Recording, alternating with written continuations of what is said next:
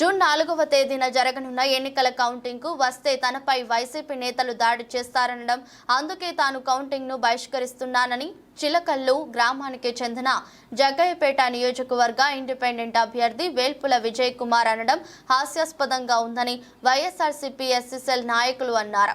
ఈ సందర్భంగా జగ్గయ్యపేట పట్నం నియోజకవర్గ పార్టీ కార్యాలయం నందు చిలకల్లు వైఎస్ఆర్ కాంగ్రెస్ పార్టీ ఎస్సీసెల్ నాయకులు కటికోల ఇజ్రాయిల్, కొర్రపాటి సుదర్శన్ విలేకరులతో మాట్లాడారు. విజయ్ కుమార్ మాదిగా నిన్న పత్రికా ప్రకటన విడుదల చేశారు.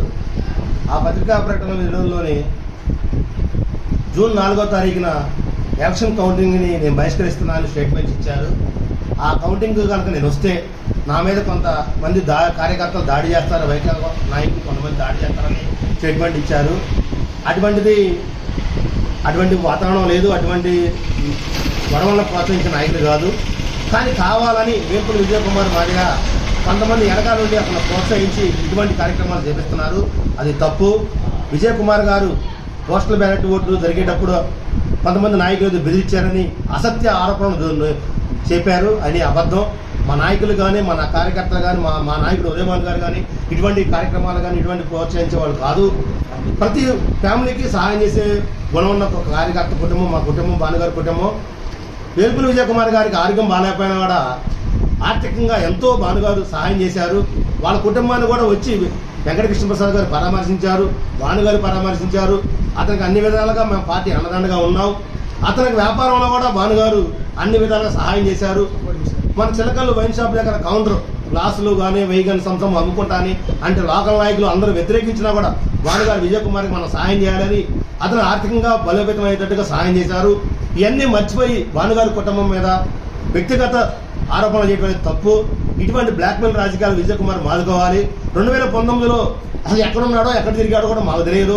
భానుగారి దగ్గరకు వచ్చి అయ్యా నేను భానుగారు మీ అండ నాకు కావాలని అడిగితే భానుగారు విజయ్ కుమార్ మనకు కావాలి, మనం సహాయం చేయాలి విజయ్ కుమార్ కానీ ప్రోత్సహించి మమ్మల్ని అందరం కూడా కాదని విజయ్ కుమార్ గారు ఆర్థికంగా స్థిరపడటానికి ఆర్థికంగా ఎంతో విధాల వ్యాపారంలో సహాయం చేశాడు భానుగారు.